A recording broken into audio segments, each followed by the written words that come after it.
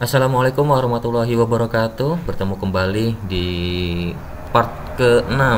Kita akan membahas soal ujian sekolah untuk mapel kimia ya. Di part sebelumnya kita sudah membahas soal nomor 1 sampai 16. Nah, sekarang kita akan bahas soal nomor 17 ya.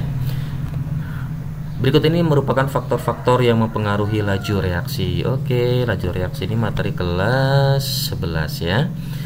Kecuali berarti yang salah.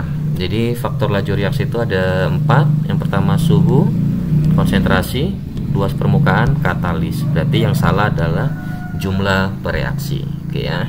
Nanti silakan dicek satu persatu di buku di materinya. Jadi suhu, konsentrasi, luas permukaan, katalis. Suhu itu kalau semakin tinggi suhu berarti laju reaksi semakin cepat. Konsentrasi juga sama, semakin tinggi konsentrasi berarti laju reaksinya juga semakin cepat.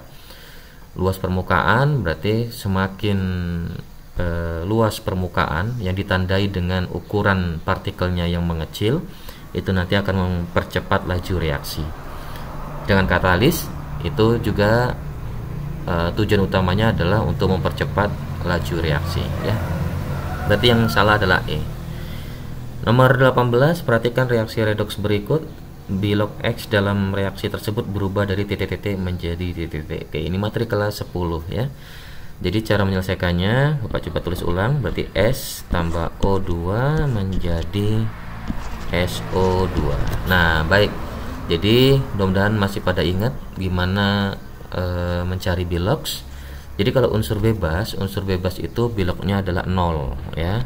Unsur bebas itu semua unsur yang ada dalam tabel periodik ketika dia berdiri sendiri berarti bilognya 0. Molekul unsur juga bilognya 0. Jadi kalau ada nanti ditanya misalnya O2 ini juga bilognya 0 ya, karena dia molekul unsur.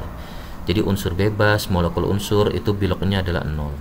Kalau dia sudah bersenyawa seperti yang ada di sebelah kanan ini berarti sudah beda cerita. Yang harus kita ingat bahwa O itu bilognya adalah -2. Berarti kita letakkan di bawah -2. O nya ada 2, berarti -2 dikali 2 berarti -4. Nah, supaya netral, bilog dalam senyawa itu ketika dia netral berarti harus 0.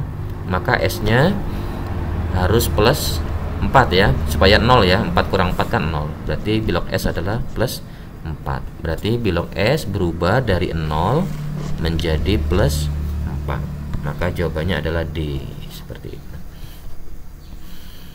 Lanjut ke nomor 19. Ini materi kelas 12 ya, materi kelas 12. Kita kasih ruang dikit. Oke. Di nomor 19 ada urea. Urea sebanyak 6 gram katanya dilarutkan dalam 100 gram air. Berapa titik didih larutan? Oke, yang ditanya dari soal kita adalah titik didih. Titik didih itu berarti TB ya, titik didih. Nah, TB itu berarti rumusnya adalah karena TB0 ditambah delta TB. Nah, kalau dia air berarti TB0 itu nilainya adalah 100 tambah delta TB. Nah, delta TB ini harus kita cari. Langkah pertama menyelesaikan soal ini berarti kita mencari delta TB. Delta TB itu rumusnya adalah M dikali KB, karena dia ini non elektrolit ya, pakai urea. Kalau nanti elektrolit berarti ada dikali faktor Van Hoff kali I. M itu molalitas, rumusnya adalah massa per massa molar dikali 1000 per P, massa dari zat pelarut, kali KB. Nah, M di sini siapa? M di sini adalah massa dari massa dari ini dia ya, massa ureanya. Massa ureanya ini dia, ini M nih. Berarti 6 dibagi MR nya yang ini nih, ini MR.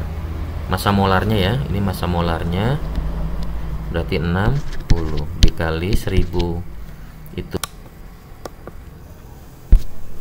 Oke, maaf. Dikali 1000 per P. Nah, P itu ini nih, ini airnya, massa dari air, berarti bagi 100. KB ini sudah ada di soal, yaitu 0,5.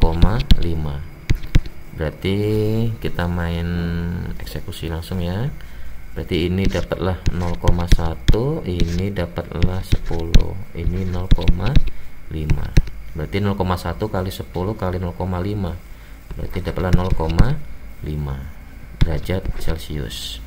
Baru langkah kedua terakhir cari tadi nih, berarti TB nya. Berarti TB sama dengan 100 tambah 0,5 ya, hasil pencarian kita tadi.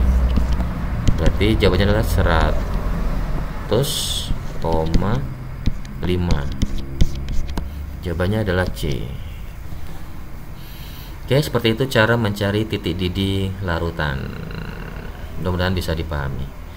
Soal nomor 20. Nomor 20 ini terkait apa nih yang ditanya ya? Volume gas ketika dilakukan elektrolisis. Oke, arus listrik katanya sebesar 5 ampere dialirkan selama 19 detik. Berapa volume gas hidrogen? Nah, ini berarti terkait hukum Faraday ya. Hukum Faraday nih materinya, hukum Faraday. Materi kelas 12. Nah, gimana cara mengeksekusinya? 5 ampere ini berarti I, 19.300 detik ini berarti waktu T. Nah, langkah yang harus kita lakukan pertama sekali adalah mencari mol elektron. Mol elektron itu I kali T. Ngeror laptopnya, maaf. I kali T dibagi 96.500, berarti 5 dikali 19.300 dibagi 96.500. Ini biar nggak nampak 19.300 ya. Oke, berarti kita cari dulu. Berarti 5 kali 19.300 dibagi 96.500. Oke, dapatnya 1 ya. Berarti dapatlah 1 mol elektron. Langkah kedua, reaksi yang dikasih kita tulis ulang. Berarti 2H plus tambah 2 elektron menjadi H2. Nah, yang kita cari tadi 1 mol elektron itu itu adalah milik dari ini nih, mol elektron 1 mol berarti ya, 1 mol. Nah, sekarang yang ditanya adalah ini nih, ini yang ditanya. Berarti yang harus kita lakukan adalah cari mol H2. Cari mol H2 pakai perbandingan koefisien. Berarti koefisien H2 itu kan 1 dibagi koefisien dari elektronnya. Berarti 1/2 kali 1 mol. Oh, berarti dapatlah 0,5 mol H2. Oke, kalau sudah berarti tinggal kita cari yang ditanyakan volume ya, yang ditanya. Berarti volume itu rumusnya adalah mol kali 22,4. Berarti 0,5 hasil carian kita tadi nih, 0,5 kali 22,4, maka dapatlah 11,2 liter. Selesai. Oh, nggak diminta ya, yang soal kita hanya sampai ke sini dia, 0,5 kali 22,4. Oke, itu untuk soal nomor 20. Kita lihat waktu, sudah 8 menit ya. Oke, kita lihat cek nomor 21. Oke, mungkin itu aja untuk video kali ini sampai nomor 20. Terima kasih, mudah-mudahan ada manfaatnya. Assalamualaikum warahmatullahi wabarakatuh.